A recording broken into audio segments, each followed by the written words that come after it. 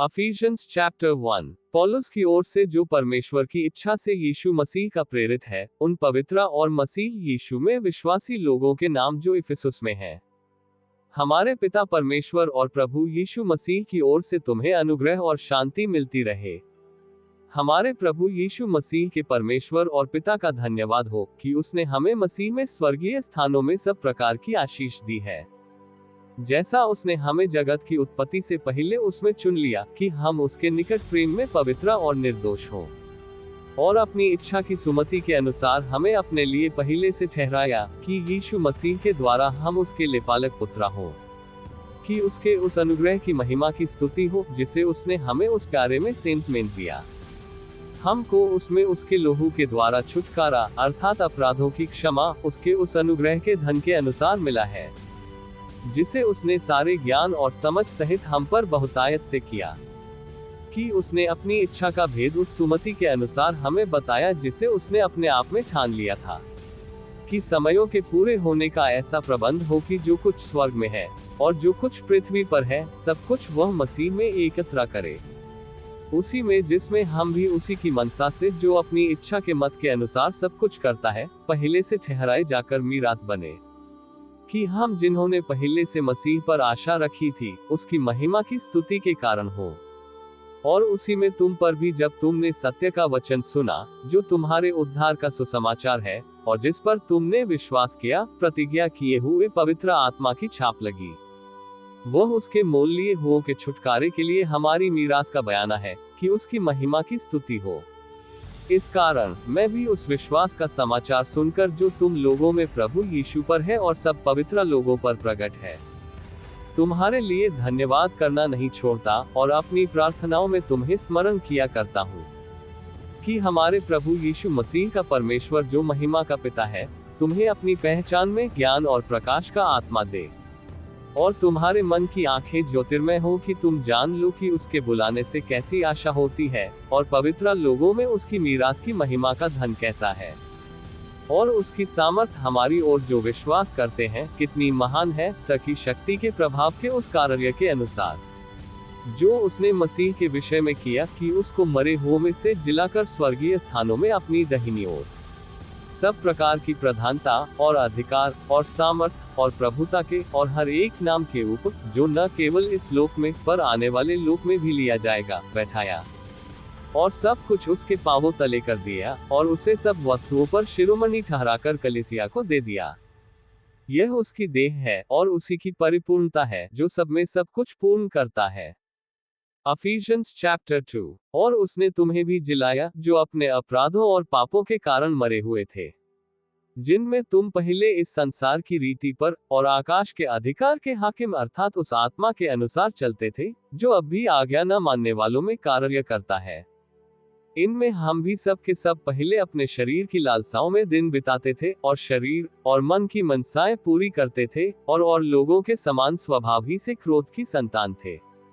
परंतु परमेश्वर ने जो दया का धनी है, अपने उस बड़े प्रेम के कारण जिससे उसने हमसे प्रेम किया, जब हम अपराधों के कारण मरे हुए थे तो हमें मसीह के साथ जिलाया, अनुग्रह ही से तुम्हारा उद्धार हुआ है, और मसीह यीशु में उसके साथ उठाया और स्वर्गीय स्थानों में उसके साथ बैठाया, कि वह अपनी उस कृपा से जो मसीह यीशु में हम पर है, आने वाले समयों में अपने अनुग्रह का असीम धन दिखाए। क्योंकि विश्वास के द्वारा अनुग्रह ही से तुम्हारा उद्धार हुआ है, और ये तुम्हारी ओर से नहीं वरन परमेश्वर का दान है, और न कर्मों के कारण, ऐसा न हो कि कोई घमंड करे। क्योंकि हम उसके बनाए हुए हैं और मसीह यीशु में उन भले कामों के लिए सृजे गए जिन्हें परमेश्वर ने पहले से हमारे करने के लिए तैयार किया। इस कारण स्मरण करो कि तुम जो शारीरिक रीति से अन्य जाति हो और जो लोग शरीर में हाथ के किए हुए खतने से खतना वाले कहलाते हैं, वे तुमको खतना रहित कहते हैं। तुम लोग उस समय मसीह से अलग और इस्राएल की प्रजा के पद से अलग किए हुए और प्रतिज्ञा की वाचाओं के भागी न थे, और आशाहीन और जगत में ईश्वर रहित थे। पर अब तो मसीह यीशु में तुम जो पहले दूर थे, मसीह के लोहू के द्वारा निकट हो गए हो, क्योंकि वही हमारा मेल है जिसने दोनों को एक कर लिया, और अलग करने वाली दीवार को जो बीच में थी ढा दिया, और अपने शरीर में बैर अर्थात वह व्यवस्था जिसकी आज्ञाएं विधियों की रीति पर थी, मिटा दिया कि दोनों से अपने में एक नया मनुष्य उत्पन्न करके मेल करा दे, और क्रूस पर बैर को नाश करके इसके द्वारा दानों को एक देह बनाकर परमेश्वर से मिलाए। और उसने आकर तुम्हें जो दूर थे और उन्हें जो निकट थे दानों को मेल मिलाप का सुसमाचार सुनाया, क्योंकि उसी के द्वारा हम दानों की एक आत्मा में पिता के पास पहुंच होती है। इसलिए तुम अब विदेशी और मुसाफिर नहीं रहे, परंतु पवित्र लोगों के संगी स्वदेशी और परमेश्वर के घराने के हो गए, और प्रेरितों और भविष्यद्वक्ताओं की नींव पर जिसके कोने का पत्थर मसीह यीशु आप ही है, बनाए गए हो, जिसमें सारी रचना एक साथ मिलकर प्रभु में एक पवित्र मंदिर बनती जाती है, जिसमें तुम भी आत्मा के द्वारा परमेश्वर का निवास स्थान होने के लिए एक साथ बनाए जाते हो। Ephesians chapter 3। इसी कारण मैं पौलुस जो तुम अन्य जातियों के लिए मसीह यीशु का बंधुआ हूँ, यदि तुमने परमेश्वर के उस अनुग्रह के प्रबंध का समाचार सुना हो जो तुम्हारे लिए मुझे दिया गया, अर्थात यह कि वह भेद मुझ पर प्रकाश के द्वारा प्रकट हुआ, जैसा मैं पहले संक्षेप में लिख चुका हूँ, जिससे तुम पढ़कर जान सकते हो कि मैं मसीह का वह भेद कहाँ तक समझता हूँ, जो और समयों में मनुष्यों की संतानों को ऐसा नहीं बताया गया था, जैसा कि आत्मा के द्वारा अब उसके पवित्र प्रेरितों और भविष्यद्वक्ताओं पर प्रकट किया गया है। अर्थात यह कि मसीह यीशु में सुसमाचार के द्वारा अन्य जाति अलग मीरास में साझी और एक ही देह के और प्रतिज्ञा के भागी है। और मैं परमेश्वर के अनुग्रह के उस दान के अनुसार जो सामर्थ्य के प्रभाव के अनुसार मुझे दिया गया, उस सुसमाचार का सेवक बना। मुझ पर जो सब पवित्र लोगों में से छोटे से भी छोटा हूँ, यह अनुग्रह हुआ कि मैं अन्य जातियों को मसीह के अगम्य धन का सुसमाचार सुनाऊं, और सब पर यह बात प्रकाशित करूं कि उस भेद का प्रबंध क्या है, जो सबके सृजनहार परमेश्वर में आदि से गुप्त था, ताकि अब कलीसिया के द्वारा परमेश्वर का नाना प्रकार का ज्ञान उन प्रधानों और अधिकारियों पर जो स्वर्गीय स्थानों में है प्रकट किया जाए, उस सनातन मनसा के अनुसार जो उसने हमारे प्रभु मसीह यीशु में की थी, जिसमें हमको उस पर विश्वास रखने से हियाव और भरोसे से निकट आने का अधिकार है। इसलिए मैं विनती करता हूं कि जो क्लेश तुम्हारे लिए मुझे हो रहे हैं, उनके कारण हियाव न छोड़ो, क्योंकि उनमें तुम्हारी महिमा है। मैं इसी कारण उस पिता के सामने घुटने टेकता हूं, जिससे स्वर्ग और पृथ्वी पर हर एक घराने का नाम रखा जाता है, कि वह अपनी महिमा के धन के अनुसार तुम्हें ये दान दे कि तुम उसके आत्मा से अपने भीतरी मनुष्यत्व में सामर्थ पाकर बलवंत होते जाओ, और विश्वास के द्वारा मसीह तुम्हारे हृदय में बसे कि तुम प्रेम में जड़ पकड़कर और नेव डालकर सब पवित्र लागों के साथ भली भांति समझने की शक्ति पाओ कि उसकी चौड़ाई और लंबाई और ऊंचाई और गहराई कितनी है, और मसीह के उस प्रेम को जान सको जो ज्ञान से परे है, कि तुम परमेश्वर की सारी भरपूरी तक परिपूर्ण हो जाओ। अब जो ऐसा सामर्थी है कि हमारी विनती और समझ से कहीं अधिक काम कर सकता है, उस सामर्थ के अनुसार जो हम में कार्य करता है, कलीसिया में और मसीह यीशु में उसकी महिमा पीढ़ी से पीढ़ी तक युगानुयुग होती रहे। आमीन। Ephesians chapter 4। सो मैं जो प्रभु में बंधुआ हूँ तुमसे विनती करता हूँ कि जिस बुलाहट से तुम बुलाए गए थे उसके योग्य चाल चलो, अर्थात सारी दीनता और नम्रता सहित, और धीरज धरकर प्रेम से एक दूसरे को सह लो, और मेल के बंध में आत्मा की एकता रखने का यत्न करो।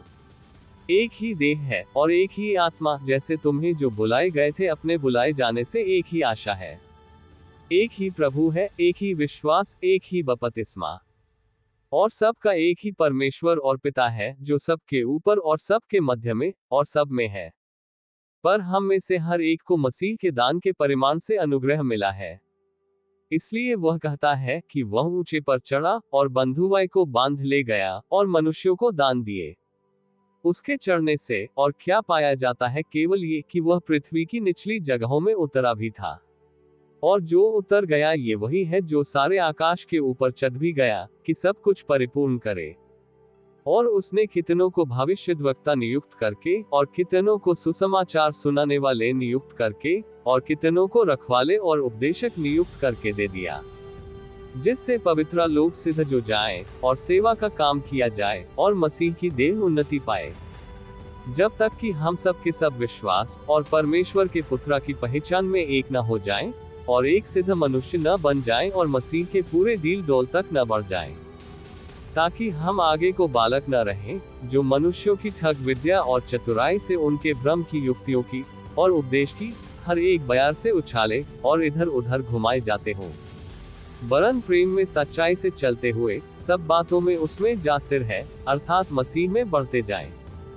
जिससे सारी देह हर एक जोड़ की सहायता से एक साथ मिलकर और एक साथ गठकर उस प्रभाव के अनुसार जो हर एक भाग के परिमाण से उसमें आता है, अपने आप को बढ़ाती है कि वह प्रेम में उन्नति करती जाए। इसलिए मैं ये कहता हूँ और प्रभु में जताए देता हूँ कि जैसे अन्य जातीय लोग अपने मन की अनर्थ की रीति पर चलते हैं, तुम अब से फिर ऐसे न चलो, क्योंकि उनकी बुद्धि अंधेरी हो गई है और उस अज्ञानता के कारण जो उनमें है और उनके मन की कठोरता के कारण वे परमेश्वर के जीवन से अलग किए हुए हैं, और वे सुन्न होकर लुचपन में लग गए हैं कि सब प्रकार के गंदे काम लालसा से किया करे। पर तुमने मसीह की ऐसी शिक्षा नहीं पाई, वरन तुमने सचमुच उसी की सुनी और जैसा यीशु में सत्य है उसी में सिखाए भी गए, कि तुम अगले चालचलन के पुराने मनुष्यत्व को जो भरमाने वाली अभिलाषाओं के अनुसार भ्रष्ट होता जाता है उतार डालो, और अपने मन के आत्मिक स्वभाव में नए बनते जाओ, और नए मनुष्यत्व को पहन लो जो परमेश्वर के अनुसार सत्य की धार्मिकता और पवित्रता में सृजा गया है। इस कारण झूठ बोलना छोड़कर हर एक अपने पड़ोसी से सच बोले, क्योंकि हम आपस में एक दूसरे के अंग हैं। क्रोध तो करो पर पाप मत करो, सूर्य अस्त होने तक तुम्हारा क्रोध न रहे, और न शैतान को अवसर दो। चोरी करने वाला फिर चोरी न करे, वरन भले काम करने में अपने हाथों से परिश्रम करे, इसलिए कि जिसे प्रयोजन हो उसे देने को उसके पास कुछ हो। कोई गंदी बात तुम्हारे मुंह से न निकले, पर आवश्यकता के अनुसार वही जो उन्नति के लिए उत्तम हो, ताकि उससे सुनने वालों पर अनुग्रह हो। और परमेश्वर के पवित्र आत्मा को शोकित मत करो, जिससे तुम पर छुटकारे के दिन के लिए छाप दी गई है। सब प्रकार की कड़वाहट और प्रकोप और क्रोध और कलह और निंदा सब बैरभाव समेत तुमसे दूर की जाए, और एक दूसरे पर कृपाल और करुणा में हो, और जैसे परमेश्वर ने मसीह में तुम्हारे अपराध क्षमा किए, वैसे ही तुम भी एक दूसरे के अपराध क्षमा करो। Ephesians chapter 5। इसलिए प्रिय बालकों की नाई परमेश्वर के सदृश बनो, और प्रेम में चलो, जैसे मसीह ने भी तुमसे प्रेम किया और हमारे लिए अपने आप को सुखदायक सुगंध के लिए परमेश्वर के आगे भेंट करके बलिदान कर दिया। और जैसा पवित्र लागों के योग्य है, वैसा तू में व्यभिचार और किसी प्रकार अशुद्ध काम या लोभ की चर्चा तक न हो, और न निर्लजता, न मूर्ता की बातचीत की, न ठट्ठे की, क्योंकि ये बातें सोहती नहीं, वरन धन्यवाद ही सुना जाए। क्योंकि तुम ये जानते हो कि किसी व्यभिचारी या अशुद्ध जन या लोभी मनुष्य की, जो मूरत पूजने वाले के बराबर है, मसीह और परमेश्वर के राज्य में मीरास नहीं। कोई तुम्हें व्यर्थ बातों से धोखा न दे, क्योंकि इन्हीं कामों के कारण परमेश्वर का क्रोध आज्ञा ने मानने वालों पर भड़कता है। इसलिए तुम उनके सहभागी न हो, क्योंकि तुम तो पहले अंधकार थे, परंतु अब प्रभु में ज्योति हो, सो ज्योति की संतान की नाई चलो। क्योंकि ज्योति का फल सब प्रकार की भलाई और धार्मिकता और सत्य है। और यह परखो कि प्रभु को क्या भाता है, और अंधकार के निष्फल कामों में सहभागी न हो, वरन उन पर उलाह न दो, क्योंकि उनके गुप्त कामों की चर्चा भी लाज की बात है। पर जितने कामों पर उलाहना दिया जाता है वे सब ज्योति से प्रकट होते हैं, क्योंकि जो सब कुछ को प्रकट करता है वह ज्योति है। इस कारण वह कहता है, हे सोने वाले जाग और मुर्दों में से जी उठ, तो मसीह की ज्योति तुझ पर चमकेगी।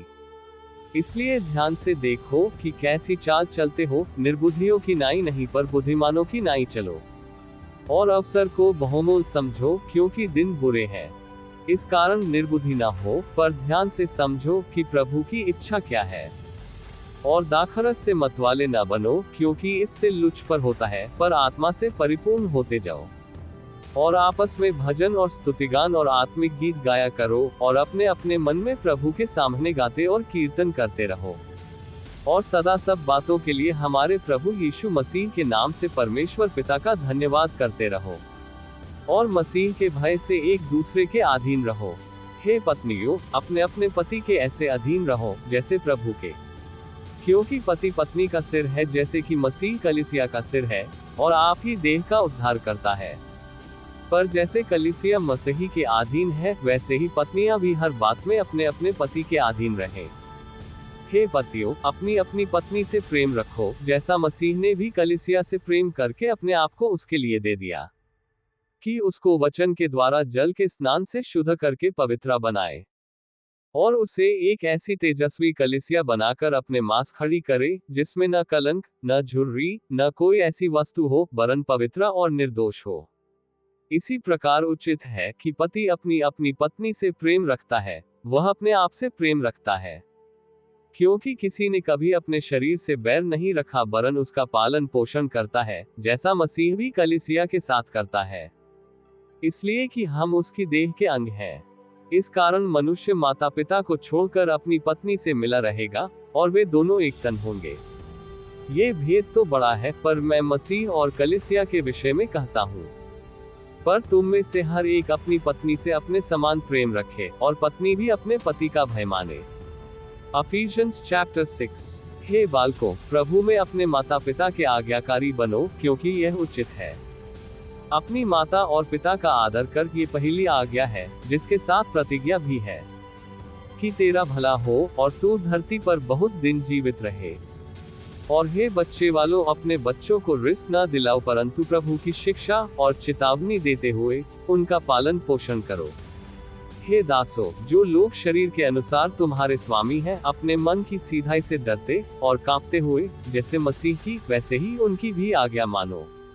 और मनुष्यों को प्रसन्न करने वालों की न्याय दिखाने के लिए सेवा न करो, पर मसीह के दासों की न्याय मन से परमेश्वर की इच्छा पर चलो। और उस सेवा को मनुष्यों की नहीं, परंतु प्रभु की जानकर स्वेच्छा से करो, क्योंकि तुम जानते हो कि जो कोई जैसा अच्छा काम करेगा, चाहे दास हो चाहे स्वतंत्र, प्रभु से वैसा ही पाएगा। और हे स्वामियों, तुम भी धमकियां छोड़कर उनके साथ वैसा ही व्यवहार करो, क्योंकि जानते हो कि उनका और तुम्हारा दानों का स्वामी स्वर्ग में है, और वह किसी का पक्ष नहीं करता। निदान प्रभु में और उसकी शक्ति में बलवंत बनो। परमेश्वर के सारे हथियार बांध लो, कि तुम शैतान की युक्तियों के सामने खड़े रह सको, क्योंकि हमारा यह मल्लयुद्ध लहू और मांस से नहीं, परंतु प्रधानों से और अधिकारियों से, और इस संसार के अंधकार के हाकिमों से, और उस दुष्टता की आत्मिक सेनाओं से है जो आकाश में है। इसलिए परमेश्वर के सारे हथियार बांध लो, कि तुम बुरे दिन में सामना कर सको, और सब कुछ पूरा करके स्थिर रह सको। सो सत्य से अपनी कमर कसकर, और धार्मिकता की झिलम पहनकर, और पांवों में मेल के सुसमाचार की तैयारी के जूते पहनकर, और उन सब के साथ विश्वास की ढाल लेकर स्थिर रहो, जिससे तुम उस दुष्ट के सब जलते हुए तीरों को बुझा सको। और उद्धार का टोप और आत्मा की तलवार, जो परमेश्वर का वचन है, ले लो। और हर समय और हर प्रकार से आत्मा में प्रार्थना और विनती करते रहो, और इसीलिए जागते रहो, कि सब पवित्र लोगों के लिए लगातार विनती किया करो।